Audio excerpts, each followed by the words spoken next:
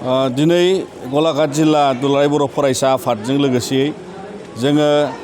बेवहाय जिहेतु गिबि बर' आइजोनिफ्राय मुंख्लं जालांनाय जोंनि मुंख्लं गायदे बसुमतारी आरो मुंख्लं हेलेना बसुमतारी बिथांमोननि दिनैनि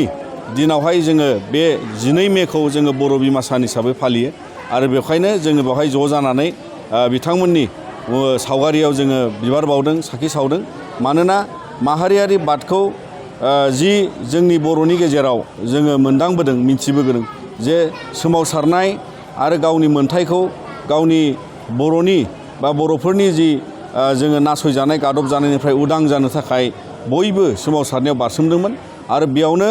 जोंनि गिबिसिन आइजो मुंख्लं जालांनाय गायदे आरो हेलेना बिथांमोनहा बर' माहारियारि बादनि मोनसे नेरसोन हिसाबै बिमा हिसाबै बिथांमोना नेरसोन गालांदों आरो बिनिखायनो जोङो दिनै बर' बिमा सान हिसाबै सारा आसामाव जोंनि बर'फोर थानाय जोंनि बर'फ्रा जोङो बेखौ मानियो मानोना बिथांमोननि बेबादि नेरसोनजोंनो जोंनि माहारियाव हौवा हिन्जाव बयनिबो गोहोजों माहारियारि बाद लाखिलांनायनि बे मोनसे बिदिन्थि आरो बे मोगथां बिदिन्थिखौ जों रावबो बावनो हाया आरो बिनिखायनो अराय सम जोङो इयुन जोलैयाबो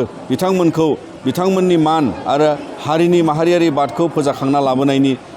मोनफा मोनफा जे बिदिन्थि गालांबाय बेखौ जों अराय सम मान होलांनांगौ होननानै दुलाराय बर' फरायसा आफादा जों सानो आरो बेखायनो जों बयबो हारिखौ बेबादि सांग्रांथियाव दावगालांनो थाखाय जोङो खावलायो।